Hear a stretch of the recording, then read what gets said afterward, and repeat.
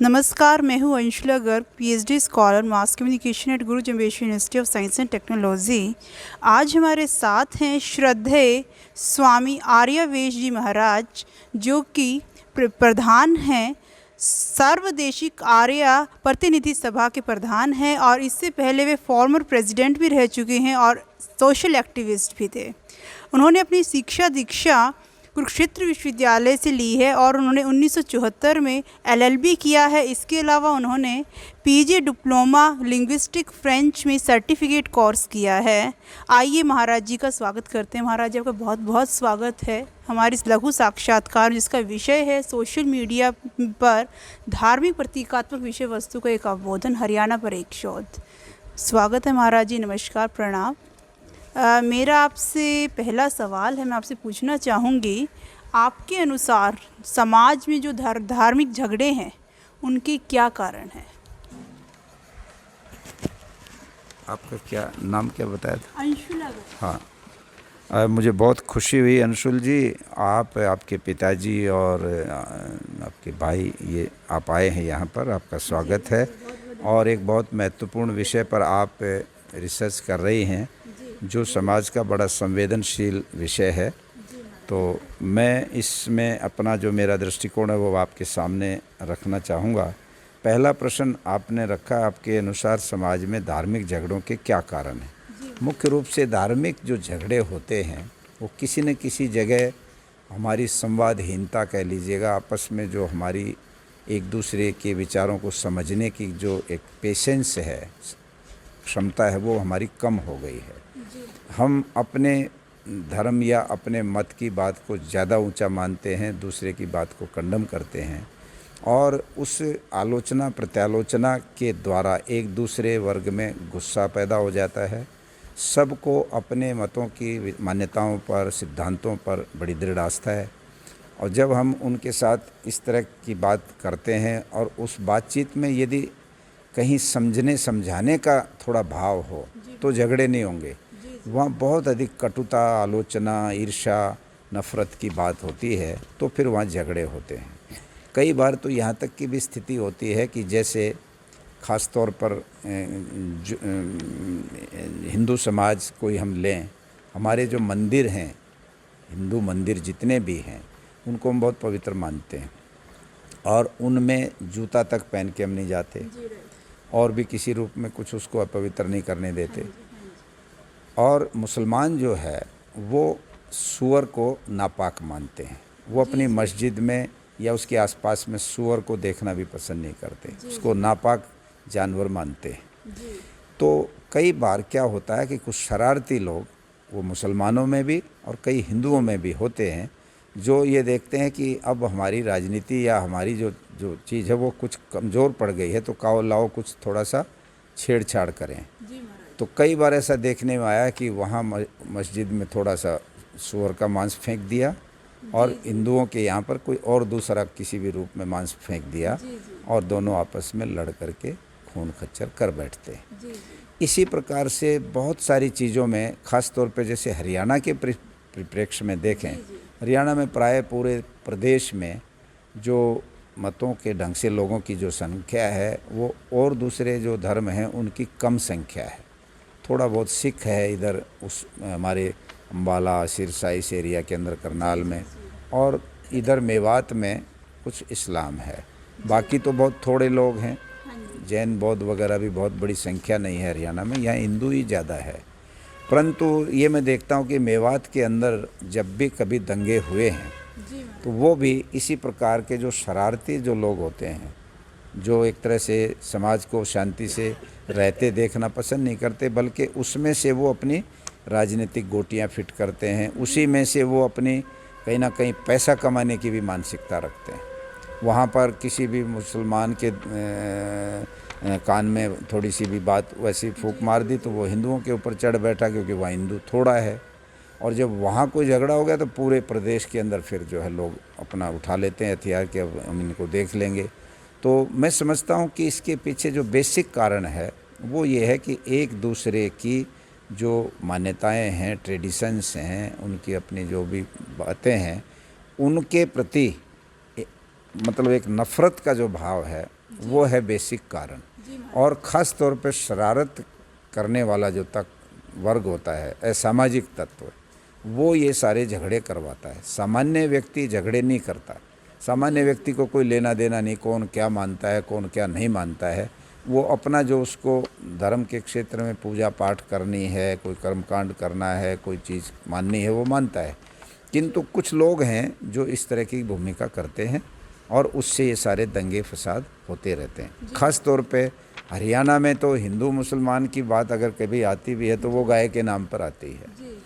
उस इलाके में कुछ लोग जो इस तरह का धंधा करते हैं और वो कहीं कहीं से गाय ले आते हैं और उस इलाके में गाय जाने के बाद वो कहीं ना कहीं उसको मार करके उसकी खाल उतार लेना और फिर उसमें से मांस भी कहीं चोरी छिपे दिल्ली या इधर उधर कहीं बेचते हैं और वो पकड़े जाते हैं तो पूरे इलाके के अंदर गुस्सा हो जाता है। हिंदू क्योंकि गाय को अपनी गौ माता के रूप में मानता है, वो लोग इस रूप में ना देख करके उसको सामान्य पशु के रूप में मानते हैं। और आम मुसलमान, सब सारे मुसलमान ऐसा नहीं सोचते, मैं ऐसा मानता हूँ। मोटे मोटी वहाँ भी शरारती लोग ही हैं जो इस गाय के सवाल पर समय समय पर दंगा करवाने में सफल होते रहते हैं, प्राय देखने में आया। तो ये जो पहला आपका उत्तर है, झगड़े के जो कारण हैं वो हैं आपस की नहीं, ये मत रखो, ये आप लेंगे, ले जाओ। आपस की बातचीत का न होना, कोई छोटा मोटा विवाद आ भी गया तो उसके ऊपर परस्पर बैठ करके और विचारों का आदान प्रदान न होना, गाय जैसे संवेदनशील मुद्दों पर लोगों को भड़का करके जो असामाजिक लोग हैं, शरारती लोग हैं, उनके द्वारा इस तरह के दंगे करवाना, ये सब कुछ कारण हैं जिससे यहाँ पर झगड़े होते हैं। प्राय मैंने देखा हरियाणा में झगड़े बहुत कम होते हैं। मैं इसी गांव का उदाहरण देता हूँ, इसी टिटोली गांव का। पिछले वर्ष मैं अमेरिका में था, मैं यहाँ नहीं था, तो यहाँ पर ईद के दिन यहाँ इस गांव में कुछ धोबियों के घर हैं, धोबी, और वो मुसलमान हैं। नाम तो उनके हिंदुओं जैसे ही हैं, मांगे राम फलाना ऐसे ऐसे नाम। पर अब क्या आ गया है कि नए जो बच्चे उनके हैं वो सब इस्लाम मुस्लिम के नाम रखने लगे, अपनी पहचान बनाने लगे, क्योंकि बाहर से उनको फीडबैक मिलता है कि तुम अपनी संख्या बताओ, तुम ऐसा करो वैसा करो, तो वो नाम बोलने लगे। तो यहाँ क्या हुआ कि ईद वाले दिन एक मुसलमान धोबी के द्वारा एक बछड़ी थी, 4-5 साल की होगी, बेचारी बीमार सी थी, कमज़ोर थी, और उसने उसको डंडे मारे अपने यहाँ से हटाने के लिए, और वो मर गई। और जैसे वो मरी तो एकदम जो है वो घबरा गया कि ईद का दिन है, और अगर इसको लोगों ने ये ले लिया कि भाई ये तो ईद वाले दिन इसकी वो बलि चढ़ा रहे हैं, तो मुझे तो मार देंगे लोग यहाँ पर, कि तो सारा हिंदुओं का इलाका है। तो वो घबरा गया, तो उसने एकदम कोशिश की कि उस गाय को दाएं बाएं कर दिया जाए, और वो वहाँ से उठा के ले जाने लगा। तो फिर बात नहीं बनी, फिर एक वो टेम्पो करके लाया किराए पर, और उसमें गाय जब चढ़ाने लगा तो गांव में शोर मच गया कि ईद के दिन बलि चढ़ा दी मुसलमानों ने और मारो ले लो करके। तो वो तो भाग गया, बच के जैसे तैसे निकल गया वो, मतलब तुरंत छोड़ के गाय को। किंतु गांव के अंदर 5000 आदमी इकट्ठे हो गए, चारों तरफ से आ गए लोग कि ईद पे बलि चढ़ गई तो डूब मरो इस इलाके का, तो क्या है। एकदम दूसरी एक वो कहते हैं कि मुसलमानों ने तो नाक में दम ला रखी है। तो आखिर में हुआ ये कि वो गाय तो दफना दी नीचे ज़मीन में गड्ढा खोद करके। किंतु 1-1.5 महीने तक बड़ा भारी तनाव रहा, पूरा प्रशासन पुलिस लगा दी यहाँ पर। सारे धोबी कहें कि हमारा ऐसा कभी आज तक हमने नहीं किया, 100 सालों में, आज भी नहीं। किंतु वो गलती से उससे मर गई और वो चला गया, और उसको हम गांव में नहीं रहने देंगे, निकाल देंगे, आप हमें बख्श दो। किंतु उसके बावजूद भी कुछ बहुत ही ज़्यादा जो उतावले लोग थे, नौजवान, वो माने नहीं कि नहीं गांव से निकालेंगे, जो भी दाढ़ी वाला आ गया यहाँ पर उसको आग लगाएंगे, काटेंगे, मारेंगे। बड़ा भारी झगड़ा, बड़ी मुश्किल से वो वातावरण शांत हुआ। और इस बार की ईद पर भी उसी गाय के उस स्मारक बना दिया, ऊपर गाय का स्टेचू बना दिया उस पर। अब उसको पूजा शुरू हो गई, और मुसलमान डरता है जैसे कि आज कभी फिर ना भड़क जाएं। ये होते हैं कारण जिनसे दंगे स्थायी रूप से चलते रहते हैं, और इनको ख़त्म किया जाना चाहिए। बैठ करके सब बात करें, जो दोषी है उस दोषी को उस वर्ग के लोग ही कहें कि नहीं ये आदमी हमारे वर्ग में रहने लायक नहीं है, इसने हमारे मजहब को, हमारे धर्म को बदनाम किया है, इसको हम अपने धर्म से बाहर निकालते हैं। मुसलमानों में से अगर कोई शरारती आदमी शरारत करवाता तो मुस्लिम समाज को चाहिए उसको आउट करें, हिंदुओं में से अगर कोई ऐसा करे तो उसको हिंदू आउट करें, तब जा कर के आपस में सौहार्द बनता है। तो ये पहला आपका विषय है, इस पर मेरा ऐसा कहना है। दूसरा है सोशल मीडिया के संबंध में आप क्या विचार रखते हैं। सोशल मीडिया पे मैंने पहले भी जैसे आपको निवेदन किया, सोशल मीडिया एक बहुत सशक्त माध्यम है अपने विचार एक दूसरे के साथ आदान प्रदान करने का, किंतु उसका अगर दुरुपयोग हो जाए तो ये सोशल मीडिया बहुत बड़ा एक तरह से खतरनाक भी सिद्ध हो सकता है। पिछले दिनों आपने देखा स्वयं फेसबुक के जो मालिक हैं जुकरबर्ग, उनके खिलाफ कितने बड़ी बड़ी सरकारों ने उसको घेरा कि तुम डाटा चुराते हो, तुम ये कराते हो, वो कराते हो।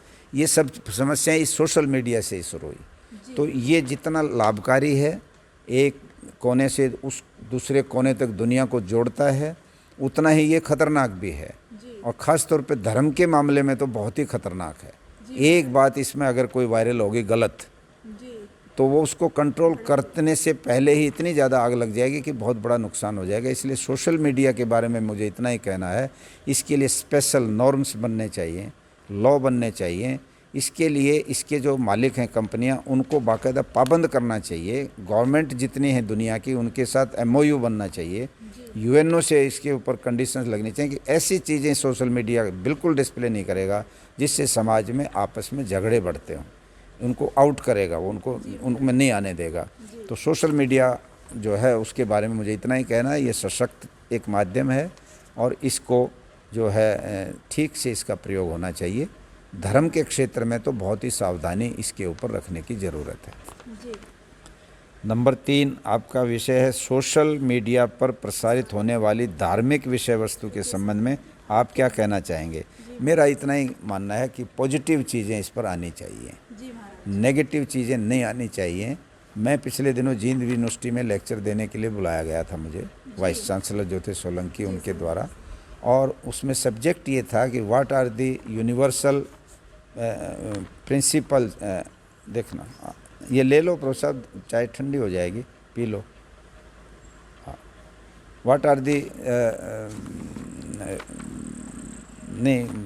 विच are the universal principles and values from which a person can gain happiness and prosperity।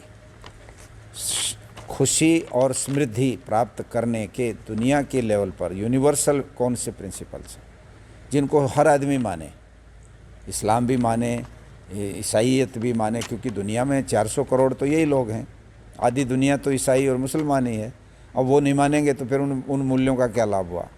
तो इसलिए ये एक सवाल दिया उन्होंने, और इसलिए दिया कि प्रोफेसर जो हमारी यूनिवर्सिटी के हैं, हम चाहते हैं कि ये बच्चों को अपने जो क्लास में पढ़ाना शुरू करें तो 15 मिनट शुरू में वो ये बात बताएं बच्चों को कि यूनिवर्सल वैल्यूज हैं, इनको ज़रूर जीवन में अपना लेना।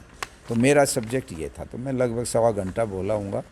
तो उसमें मैंने जो बताया था उनको, मैंने ये बताया था कि जो हमारा महर्षि पतंजलि का योग दर्शन है, उसके अष्टांग योग में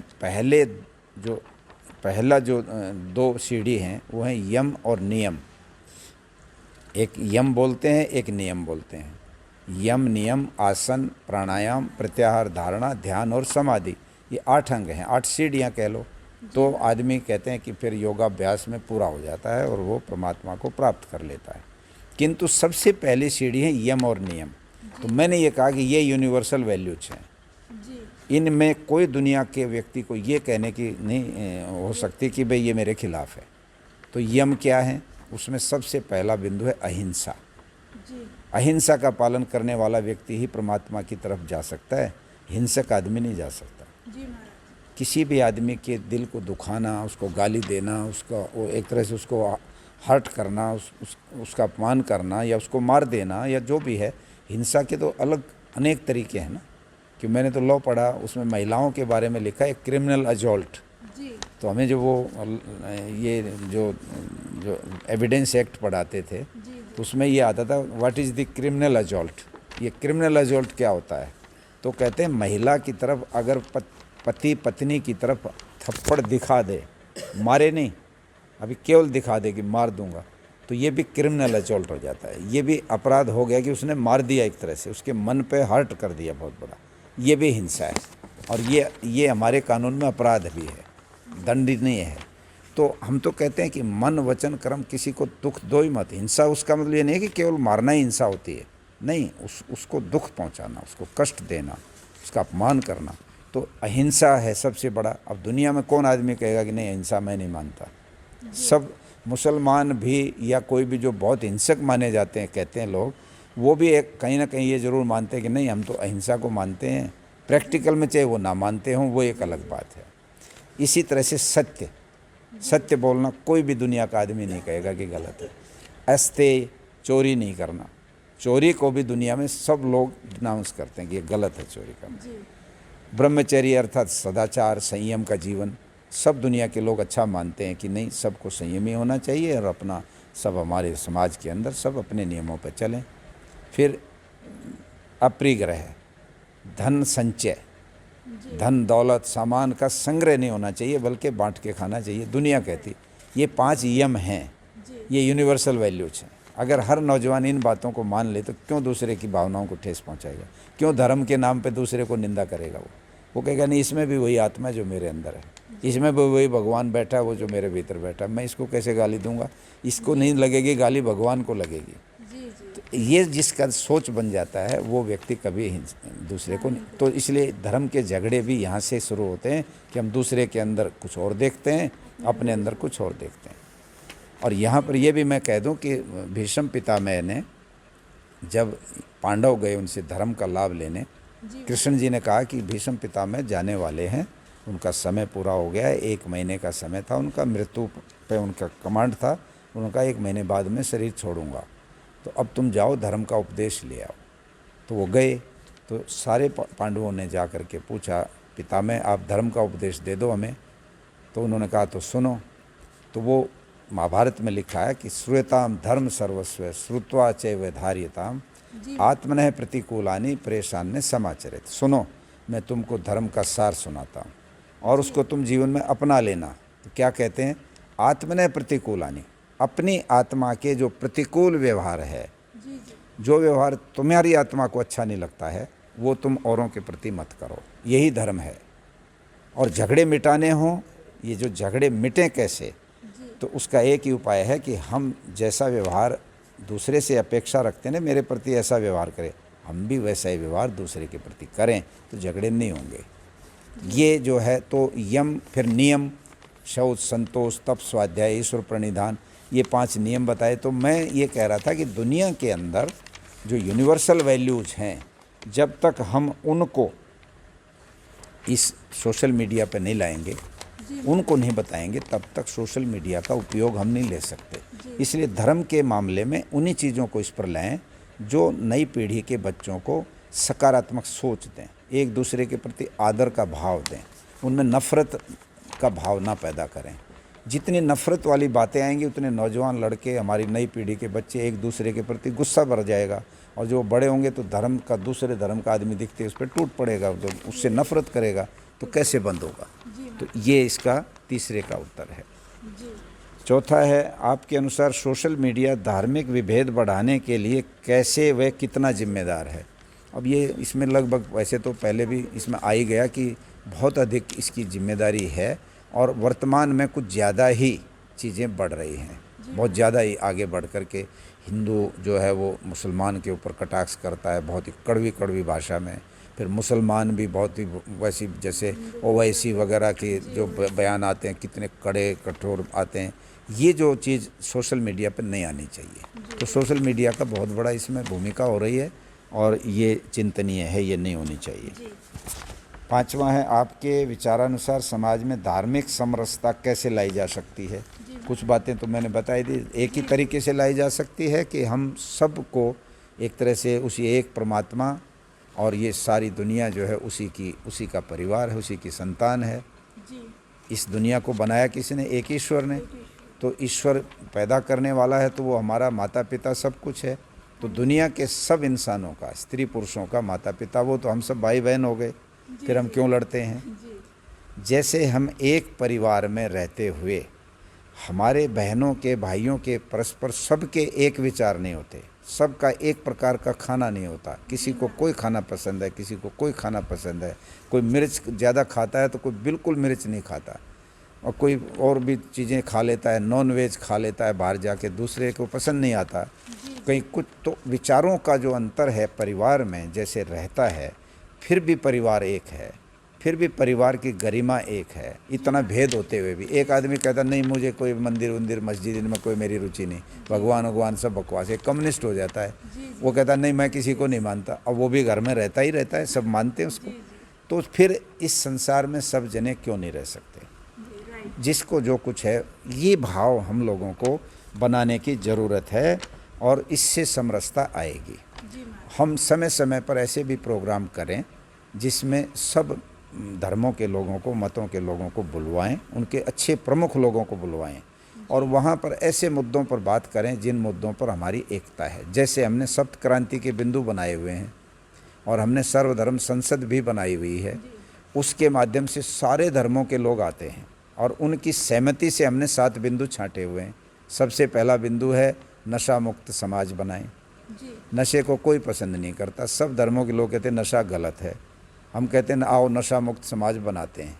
सब जने अपील करेंगे कि सब छोड़ दो नशा, ठीक हो गया। नंबर 2 जातिवाद मुक्त समाज बनाएं। जाति में समाज बट करके क्या हालत हो रही है, अभी देखो यूपी में कितना बुरा हाल बन गया कि लड़की किसी की भी है किंतु अब उसमें जाति घुसा दी। तो अब वो लड़की की अस्मत अपनी जो उसका अपना अस्तित्व है वो तो गायब हो गया, अपना जाति प्रमुख हो गई। कितना गलत सोच है। तो जातिवाद मुक्त समाज बनाएं, सांप्रदायिकता मुक्त समाज बनाएं, एक दूसरे के प्रति नफरत, कटुता, ये सारी आतंकवाद और ये दुनिया भर की जो विभेद है ये गलत है, ऐसा समाज नहीं चाहिए हमको। फिर इसी प्रकार से अंधविश्वास, पुरानी रूढ़ियाँ, विज्ञान विरुद्ध बातों को ढोते चले जा रहे हैं, इससे मुक्त बनाएं। महिलाओं पर अत्याचार उत्पीड़न होते हैं, अनेक प्रकार से होते हैं, उन सब के विरुद्ध सब मत के लोग कहते हैं नहीं गलत है, महिलाओं का सम्मान होना चाहिए, उस पर हम इकट्ठे होकर सोचते हैं। भ्रष्टाचार मिटना चाहिए समाज में, सब मजहब के लोग एक ही बात। तो 7 बिंदु हमने कहा कि इन 7 बिंदुओं पर सब जने मिल कर के काम करें तो इससे समरसता आएगी। छठा बिंदु है आपके विचार से धार्मिक झगड़ों को दूर करने व समरसता लाने में जन मीडिया यानी सोशल मीडिया का प्रयोग किस प्रकार किया जा सकता है? ये यही हो सकता है कि उसमें सभी मतों के अच्छे अच्छे विद्वान लोग बैठें, वो चर्चा करें और वो अपने जो उनके धर्म हैं उनके माध्यम से ये संदेश दें कि देखो हमारे धर्म में ये लिखा हुआ है कि सबके प्रति प्यार प्रेम की बात, ऐसी चीज़ों को कोट करें। और सब लोग तो जितने उनके अनुयायी सुनेंगे उन बातों को तो वो उसका अनुसरण करेंगे कि देखो हमारे मत का आदमी भी बैठा है, हमारा भी बैठा है। तो सोशल मीडिया पर इस तरह की कंबाइंड मीटिंगें इकट्ठी, एक मुसलमानों का बैठा है, एक ईसाइयों का बैठा है, एक हिंदुओं का बैठा है, एक साधु बैठा है, कोई वैसा बैठा है, सारे लोगों को बिठाओ और उनके बीच में ऐसे मुद्दों पर जो समाज को ऊंचा उठाने वाले उन पर बहस कराओ, चर्चा कराओ। वो सकारात्मक ढंग से बोलेंगे तो लोगों में एक अच्छा मैसेज जाएगा, उससे अनुकूलता भी आएगी, प्यार भी बनेगा आपस में। आज तो एक दूसरे के साथ बैठना भी ये अरे उसके साथ बैठ गए, ये तो बड़ा निकम्मा, बड़े मुसलमान हिंदू को काफिर कहता है और हम उसको दुनिया का सबसे बड़ा खतरनाक आदमी बता देते हैं और इससे नुकसान साधारण जनता का होता है। चालाक लोग झगड़ा करवा के आउट हो जाते हैं और साधारण लोग आपस में मरते रहते हैं। तो ये जो चीज़ है इसका एक ही उपाय है कि सामूहिक कार्यक्रम सोशल मीडिया पर आएँ, अच्छी बातें सब धर्मों की जो है उनको ला करके लाएं। एक इसमें ये भी हो सकता है जैसे नई शिक्षा नीति आई है हमारी, तो मैंने तो प्रधानमंत्री जी को लिखा था कि आप एक ही काम कर दो, अपने मन की बात में भी आप वो बातें बहुत बार बोल चुके हो कि देश के युवाओं को सही मार्गदर्शन चाहिए और युवाओं में केवल हिंदू युवाओं को नहीं, सबको, क्योंकि राष्ट्र में सब हैं।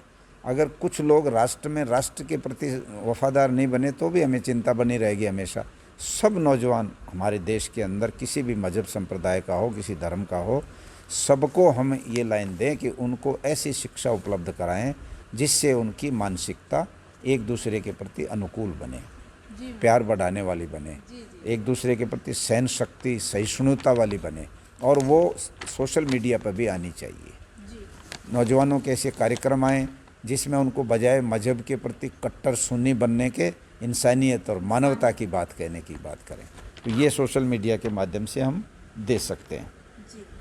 सातवां है, आपके अनुसार विभिन्न धर्मों के धार्मिक प्रतिरूप व चिन्ह क्या दर्शाते हैं, वह उनकी क्या महत्ता है। अब बात यह है कि जहाँ तक चिन्हों की बात है, अब उन्होंने अपने अपने तरीके से सोच के बनाया है। जैसे अब हम हिंदुओं का लेते हैं, अपना ओम हम लिखते हैं, किंतु ओम में भी अब उसमें अंतर आ जाता है। वो जो ओंकार है वो केवल चिन्ह है, उसका अर्थ तो कोई भाषा की दृष्टि से निकलता नहीं। अगर निकलेगा तो 3 अक्षरी ओम से निकलेगा, ओ उ म। इसका तो अर्थ निकलता है कि ये, इसका मतलब ये है कि ए में जो है वो इस सृष्टि को बनाने वाला परमात्मा है, ऊ में जो है वो इस सृष्टि को चलाने वाला परमात्मा है, और मैं में इसका संहार करने वाला है, इसकी प्रलय करने वाला है। तो ये ओम जो शब्द है ये है ईश्वर का निज नाम, और बाकी सारे उसके गौणिक नाम हैं। हजारों गौणिक नाम है परमात्मा के। शिव भी उसका नाम है, और अनेक नाम हैं दुनिया भर के। विष्णु भी उसका नाम है, ब्रह्मा भी उसका नाम है।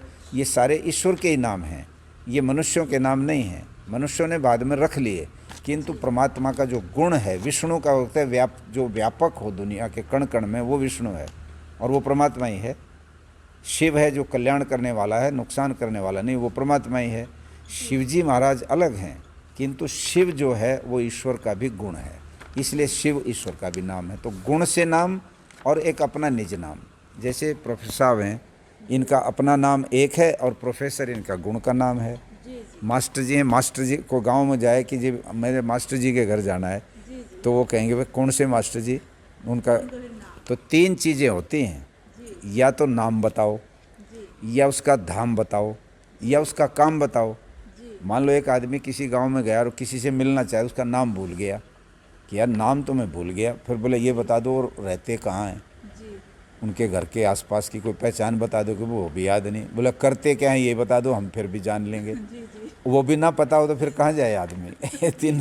तो परमात्मा का काम क्या है, उसका धाम क्या है, कहाँ रहता है, और उसका नाम क्या है, ये तीनों चीज़ें तो हम ये मानते हैं कि सब ने, जैसे अकाल पुरख है, उन्होंने निशान साहिब का वो एक बनाया है, किंतु वो युद्ध के अंदर एक शस्त्र है, क्योंकि वो शस्त्र के साथ गुरु गोविंद सिंह जी जुड़े थे, लड़ाई लड़ी थी, तो उन्होंने धर्म का चिन्ह अपना शस्त्र बना लिया, कृपाण बना ली, कि कृपाण वाला ही जो है सही मायने में धर्म की रक्षा कर सकता है।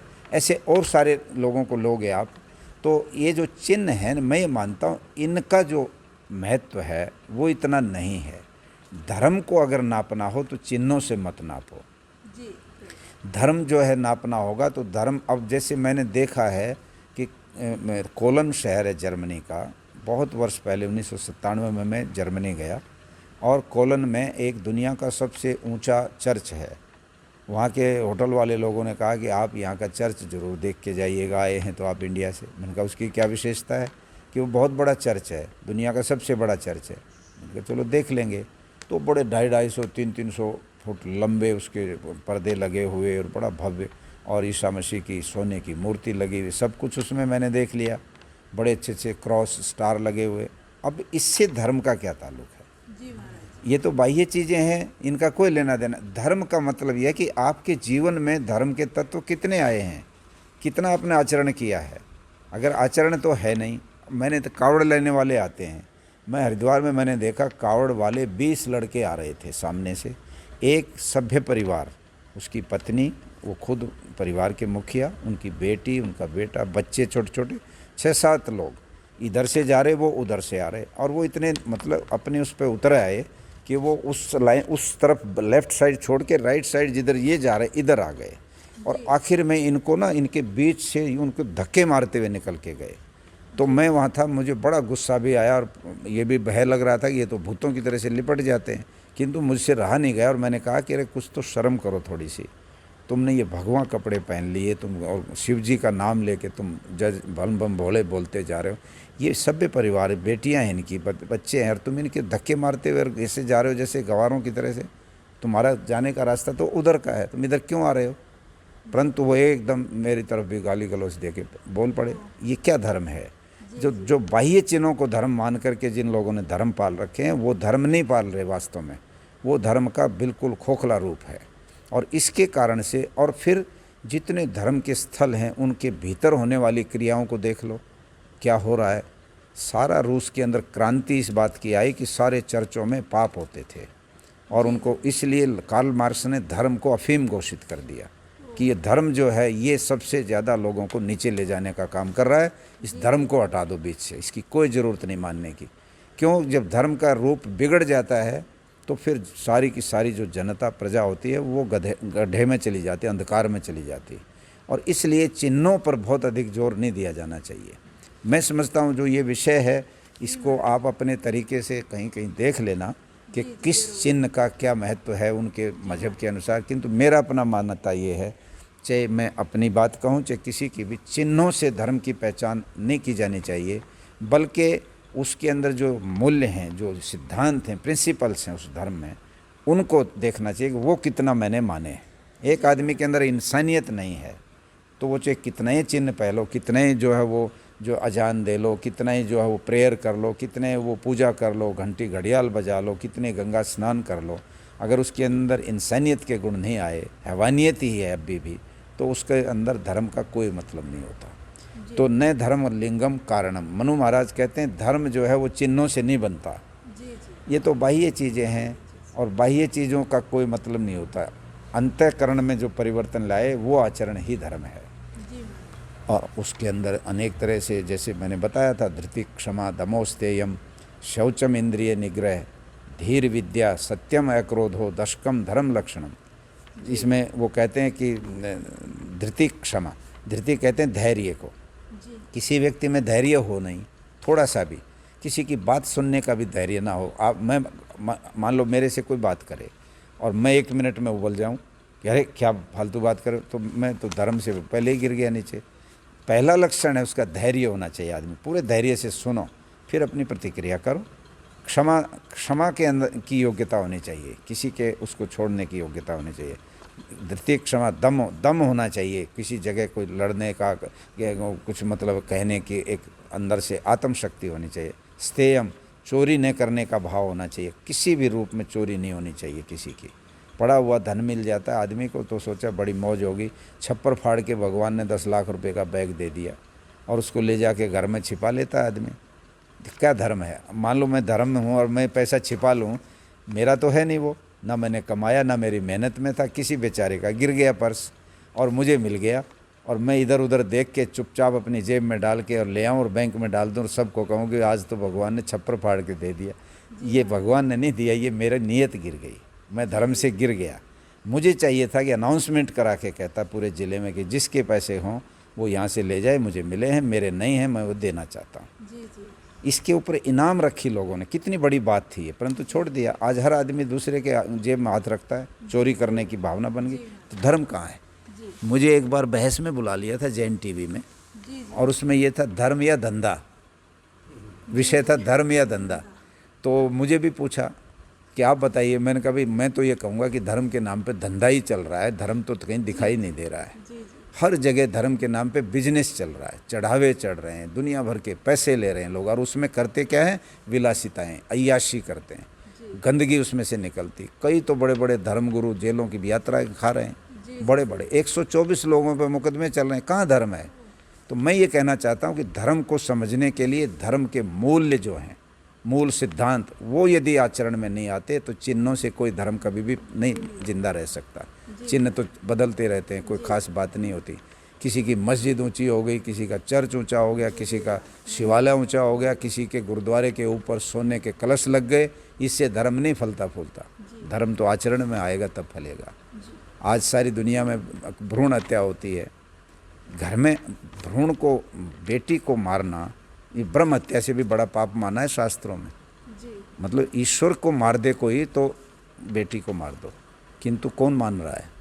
और धर्म की सब पूजा करते हैं, सब जाते हैं अपने मंदिर में, जाएंगे मस्जिद में, गुरुद्वारा, सारे जाते हैं। मैंने यात्रा निकाली, हम वहाँ पंजाब में गए और पंजाब के कम से कम 20 गुरुद्वारों में हम गए। 250 लोग थे, सब धर्मों के, सभी धर्मों के थे, मुसलमान भी थे, जैन भी थे, बौद्ध भी थे, पट्टी लगाए जैन भी थे और सिख भी थे, सारे थे, आर्य समाजी भी, हिंदू भी, सब। हमने कहा आओ सब जने भ्रूण हत्या को मिटाएंगे। तो गुरुद्वारे वाले कहते थे महाराज ये तो सन्यासी क्रांति लगती है, क्योंकि उसमें 20, 30, 40 मेरे भगवा वस्त्रधारी सन्यासी भी थे। हमने तो बहुत लोगों को, सिखों को ये कह के थक गए कि गुरु नानक देव जी ने कहा कि कुड़ी मार जो होते हैं इनके रिश्ते मत करो, ये कुड़ी मार तो पापी होते हैं। परंतु सिख कोई नहीं मानता। आपकी शायद मान जाएं, हमारे ऊपर कृपा करो, इस मुद्दे पर हम आपके साथ हैं। तो मतलब अब धर्म कहाँ रह गया है? जब हम अपने ही घरों में इस तरह के पाप करने लगते हैं तो धर्म नहीं रहता। धर्म बहुत ही ज़्यादा खतरे में आ गया है इस समय। नाम के लिए धर्म है, चिन्ह हैं बड़े बड़े, धर्मस्थल बहुत बड़े बड़े बन गए हैं, करोड़ों अरबों रुपए के बन गए, किंतु आचरण शून्य व्यक्ति बन गया है। और इसलिए धर्म जो है वो बड़े खतरे में आया हुआ है, उसको बचाना बहुत ज़रूरी है। इसके बाद आपकी दृष्टि में धार्मिक झगड़ों के पीछे अप्रत्यक्ष कारण क्या है?